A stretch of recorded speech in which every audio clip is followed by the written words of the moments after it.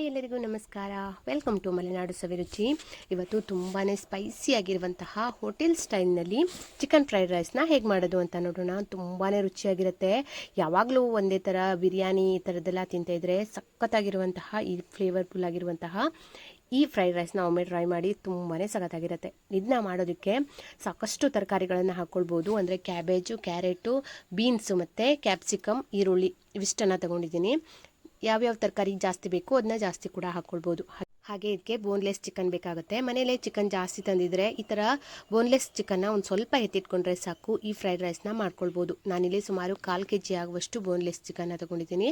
ಅದಕ್ಕೆ ಉಪ್ಪು ಮತ್ತು ಅಚ್ಚಕಾರದ ಪುಡಿನ ಹಾಕಿ ಚೆನ್ನಾಗಿ ಮಿಕ್ಸ್ ಮಾಡಿ ಒಂದು 5 ನಿಮಿಷ ಇದನ್ನ ಮ್ಯಾರಿನೇಟ್ ಮಾಡಿ ಇಟ್ಕೊಂಡಿದ್ದೀನಿ. ಹಾಗೆ ಈರುಳ್ಳಿ, ಕ್ಯಾಪ್ಸಿಕಮ್, ಕ್ಯಾರೆಟ್ ಮತ್ತು ಬೀನ್ಸು ಎಲ್ಲನೂ ಕೂಡ ಈ ರೀತಿಯಾಗಿ ಕಟ್ ಮಾಡಿ ಇಟ್ಕೊಂಡಿದ್ದೀನಿ. ಹಾಗೆ ಒಂದು ಬಾಣಲಿನ ಬಿಸಿಯಾಗೋದಕ್ಕೆ ಇಟ್ಟು ಅದಕ್ಕೆ ಒಂದು 4 ಮೊಟ್ಟೆನ ಒಡೆದು ಹಾಕ್ಕೊಳ್ತಾ ಇದ್ದೀನಿ. ಒಡೆದು ಹಾಕಿದ್ಮೇಲೆ ಅದನ್ನ ಒಂದೇ ಸರಿ ತಿರುವು ಹಾಕ್ಕೊಳ್ಬಾರ್ದು. ಸ್ವಲ್ಪ ಉಪ್ಪು ಮತ್ತು ಪೆಪ್ಪರ್ ಪುಡಿನ ಹಾಕಿ ನಿಧಾನಕ್ಕೆ ಅದನ್ನ ತಿರುವು ಹಾಕ್ಕೊಳ್ಬೇಕು. ಈ ಥರ ಚಿಕ್ಕದಾಗಿ ಪೀಸ್ ಥರ ಸಿಗಬೇಕು ಎಗ್ಗು, ಆಗಲೇ ತುಂಬಾ ಸಖತ್ತಾಗಿರುತ್ತೆ.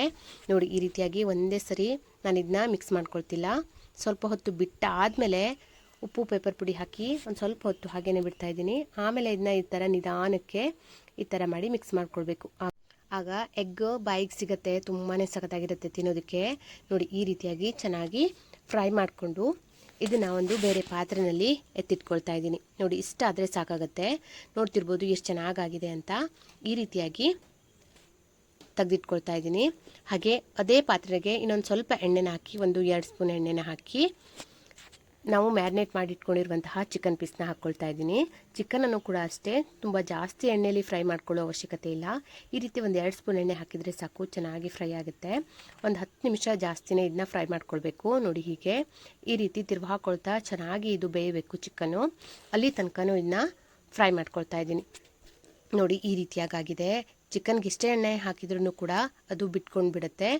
ಈಗ ಎಣ್ಣೆ ಈ ರೀತಿಯಾಗಿ ಸಪ್ರೇಟ್ ಆಗೋ ತನಕನೂ ಇದನ್ನ ಫ್ರೈ ಮಾಡಿಕೊಂಡು ಇದನ್ನು ಕೂಡ ಈಗ ನಾವು ಮೊಟ್ಟೆ ಎಲ್ಲ ತೆಗೆದಿಟ್ಕೊಂಡಿದ್ವಲ್ಲ ಅದೇ ಪಾತ್ರೆಗೆ ಎತ್ತಿಟ್ಕೊಳ್ತಾ ಇದ್ದೀನಿ. ಈ ರೀತಿಯಾಗಿ ಎಗ್ ಚೆನ್ನಾಗಿ ಬೆಂದಿದೆ, ಹಾಗೆ ಚಿಕನ್ ಕೂಡ ಚೆನ್ನಾಗಿ ಬೆಂದಿದೆ. ಇವೆರಡನ್ನು ಸೈಡಲ್ಲಿ ಎತ್ತಿಟ್ಕೊಂಡಿದ್ದೀನಿ. ಹಾಗೆ ಎಣ್ಣೆ ಸ್ವಲ್ಪ ಹಾಗೆ ಇದೆಯಲ್ವಾ, ಎಲ್ಲ ತರಕಾರಿಗಳನ್ನು ಕೂಡ ನಾವು ಕಟ್ ಮಾಡಿ ಇಟ್ಕೊಂಡಿರುವಂತಹ ಎಲ್ಲ ತರಕಾರಿಗಳನ್ನು ಕೂಡ ಒಂದೇ ಸರಿ ಹಾಕಿ ರುಚಿಗೆ ಸ್ವಲ್ಪ ಉಪ್ಪು ಹಾಕಿ ಹೈ ಫ್ಲೇಮಲ್ಲೇ ತರಕಾರಿಗಳನ್ನು ಬೇಯಿಸ್ಕೊಳ್ಬೇಕು.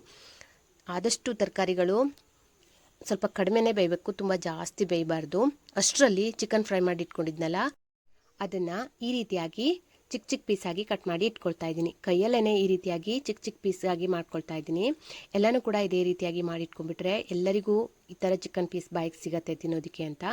ಅಷ್ಟರಲ್ಲಿ ತರಕಾರಿ ಕೂಡ ಚೆನ್ನಾಗಿ ಬೆಂದಿತ್ತು. ನೋಡಿ, ಇಷ್ಟು ಅರ್ಧ ಬೆಂದರೆ ಸಾಕಾಗತ್ತೆ, ತರಕಾರಿ ಪೂರ್ತಿಯಾಗಿ ಬೇಯಬಾರ್ದು. ಇದಕ್ಕೆ ಈಗ ನಾನು 1 ಟೀ ಸ್ಪೂನ್ ಆಗುವಷ್ಟು ಪೆಪ್ಪರ್ ಪುಡಿನ ಹಾಕ್ಕೊಳ್ತಾ ಇದ್ದೀನಿ. ಹಾಗೆ 1 ಟೀ ಸ್ಪೂನ್ ಆಗುವಷ್ಟು ಸೋಯಾ ಸಾಸ್ನು ಕೂಡ ಹಾಕ್ಕೊಳ್ತಾ ಇದ್ದೀನಿ. ನಾವು ಹೋಟೆಲ್ ಸ್ಟೈಲ್ನಲ್ಲಿ ಮಾಡ್ತಿರೋದ್ರಿಂದ ಸೋಯಾ ಸಾಸ್ ಹಾಕಿದರೆ ಅದೇ ಥರ ಫ್ಲೇವರ್ ಬರುತ್ತೆ, ಅದೇ ಥರ ಟೇಸ್ಟ್ ಬರುತ್ತೆ. ಹಾಗೆ 1 ಟೀ ಸ್ಪೂನ್ ಆಗುವಷ್ಟು ಸೋಯಾ ಸಾಸ್ ಹಾಕಿದ ಮೇಲೆ ಚೆನ್ನಾಗಿ ಮಿಕ್ಸ್ ಮಾಡಿಕೊಂಡು ಮೊದಲೇ ಅನ್ನ ಮಾಡಿ ಇಟ್ಕೊಂಡಿದ್ದೆ. ಸೋನಾ ಮಸೂರಿ ಅನ್ನ 1 ಕಪ್ ಆಗುವಷ್ಟು ಮಾಡಿ ಇಟ್ಕೊಂಡಿದ್ದೀನಿ. ಅದನ್ನು ಹಾಕಿ ಮೇಲಿಂದ ಇನ್ನೊಂದು ಸ್ವಲ್ಪ ಪೆಪ್ಪರ್ ಪುಡಿನ ಹಾಕ್ಕೊಳ್ತಾ ಇದ್ದೀನಿ. ಹಾಗೆ 1 ಟೀ ಸ್ಪೂನ್ ಆಗುವಷ್ಟು ಮತ್ತು ಸೋಯಾ ಸಾಸ್ನ ಹಾಕಿ ಚೆನ್ನಾಗಿ ಇದನ್ನ ಮಿಕ್ಸ್ ಮಾಡ್ಕೊಳ್ತಾ ಇದ್ದೀನಿ. ನೋಡ್ತಿರ್ಬೋದು, ಈ ಥರ ಸ್ಪೈಸಿಯಾಗಿ ಬೇಕು ಅಂದರೆ ಸ್ವಲ್ಪ ಜಾಸ್ತಿನೇ ಪೆಪ್ಪರ್ ಪೌಡರ್ನ ಹಾಕ್ಕೊಳ್ಬೋದು. ಖಾರಕ್ಕೆ ಎಷ್ಟು ಬೇಕು ಅಂತ ನೋಡಿಕೊಂಡು ಹಾಕ್ಕೊಳ್ಬೇಕು. ನಾನಿಲ್ಲಿ ಎಗ್ಗಿಗೂ ಕೂಡ ಹಾಕಿದ್ದೀನಿ, ಹಾಗೆ ತರಕಾರಿಗಳಿಗೂ ಕೂಡ ಹಾಕಿದ್ದೀನಿ, ಹಾಗೆ ಅನ್ನಕ್ಕೂ ಕೂಡ ಹಾಕ್ಕೊಳ್ತಾ ಇದ್ದೀನಿ. ಹಾಗೆ ಈಗ ಅನ್ನ ಚೆನ್ನಾಗಿ ಮಿಕ್ಸ್ ಮಾಡ್ಕೊಂಡಾದಮೇಲೆ ನಾವು ಮೊಟ್ಟೆ ಮತ್ತು ಚಿಕನ್ನ ಈ ರೀತಿಯಾಗಿ ಮಾಡಿಟ್ಕೊಂಡಿದ್ವಲ್ಲ ಅದನ್ನು ಕೂಡ ಸೇರಿಸ್ಕೊಳ್ತಾ ಇದ್ದೀನಿ. ಅವೆಲ್ಲನೂ ಕೂಡ ಹಾಕಿ ಮತ್ತೆ ಒಂದ್ಸರಿ ಚೆನ್ನಾಗಿ ಮಿಕ್ಸ್ ಮಾಡ್ಕೊಳ್ಬೇಕು. ಅನ್ನದ ಜೊತೆ ಎಲ್ಲನೂ ಕೂಡ ಮಿಕ್ಸ್ ಮಾಡ್ಕೊಳ್ತಾ ಇದ್ದೀನಿ.